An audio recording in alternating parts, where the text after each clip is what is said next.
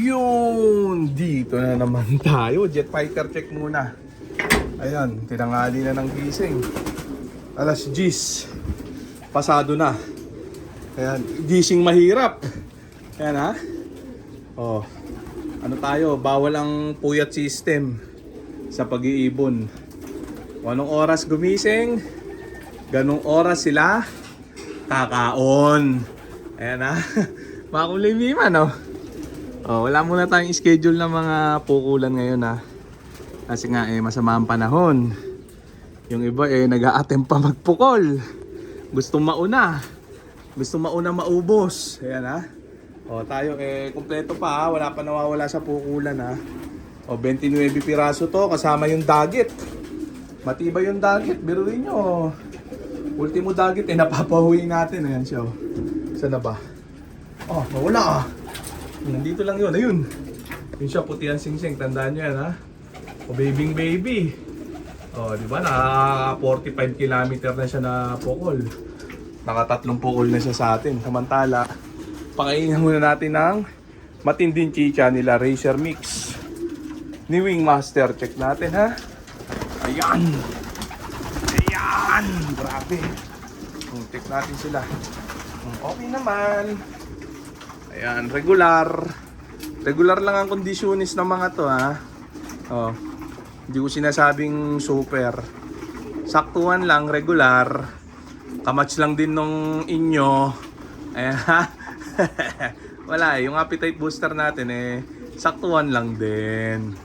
Ayan, pagtsatsagaan ko na yan. Paninindigan na, wala na ano na pukulan time na O ano na yung kondisyon ng ibon laban na yan.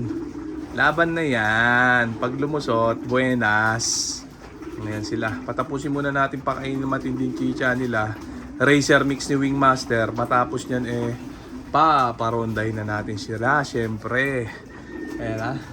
O, yung mga basher natin dyan na nagbalik loob. Alam na. Kumakampi na. If you cannot beat them, join them daw. Ayan ha. Grabe yung panahon, sabi 1 linggo mahigit yung ganitong weather. Kaya itong mga jet fighter natin matetenga muna sa ronda. Puro ronda lang muna tayo umaga tapon. Rain or shine. Pukul yan. Sanayin sa ulanan ang mga jet fighter. Huwag babyhin. Kasi pag binaby nyo yan, pagka nakatikim ng smash sa pukul yan, lagas yan, hindi sanay, di ba?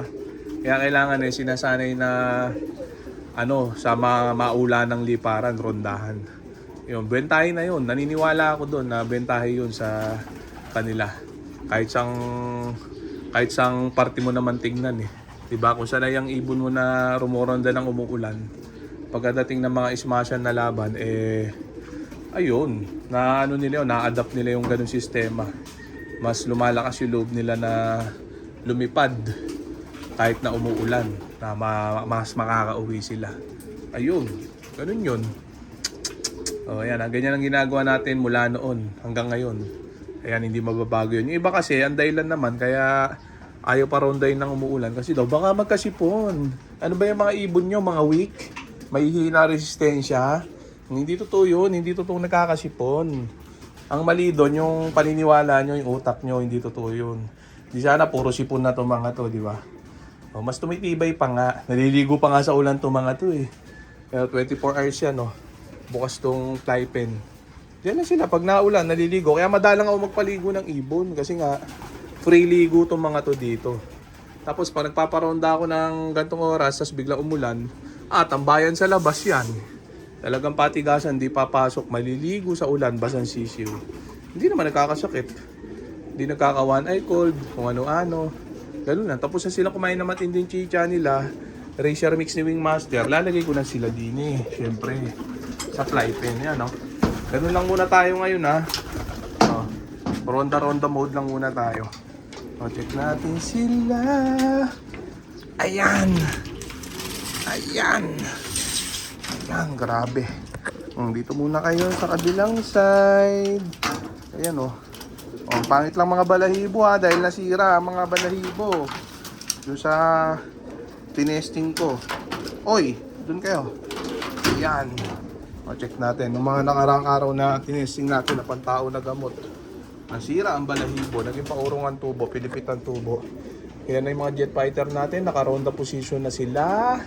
Kaya hindi na muna natin patatagalin pa, kaya paro-rondahin na muna natin itong mga jet fighter natin mga tropa. Baka parondahin pa ng iba. Yan, check natin sila. Gila-gila sila. Nagtumahos. Oh, yan grabe, ubos sa laman. El ganado. Sara ko na muna to, baka dito lumanding. Ayan ha. Oh, sira. Ayan sila. Ayan, mga jet fighter natin. Simplihang sistema lang. Petix mode. Baka may naiwan pa din sa loob. Oh, wala na. Ayan, naambon-ambon. Ayan o. Oh, pero ano, mainit ang humid. Ayan, alas 10 pasado na. Mag-aalas 11. Ayan, ngayon ako nakapagpatok at paronda. Kanina ako ng oras lang ako gumising. Hindi ko pinahihirap ang pag-iibon. Basic lang. Ayan o. Ayan. Ayan sila. Check natin kung saan sila pupunta. Hindi ako para gumising ng maaga. Anong oras na rin kasi ako natutulog. Ayan o. Kung anong oras ako gumising, ganong oras lang sila kakain na to ronda. Hindi totoo yung kailangan nasa oras lagi. Kalokohan yun. Yung iba po ganong ginuturo, ganong ginagawa. Ubus din naman ibon nila Di ba? Nung nanalo si Crying Bading, ganito lang din gawa ko nung ganong oras ako gumising, ganon sila kakain at ronda. Nanalo naman hindi totoo yun, yung sinasabi ng iba. Yun, hindi ka na dapat nasa oras, kalokohan yun. Ayan. Pag ang ibon mo malakas kumain, maganda yung ang gamit mong gamot, kahit anong oras mo pakainin, parondahin yan. Okay yan, maayos yan. Kahit nasa oras lagi yung gawa mo sa kanila, kung pangit naman yung gamot mo, wala rin mapapala yung ibon mo nun, hindi rin lalakas. Kaya okay yung magre-rely sa ganun ha.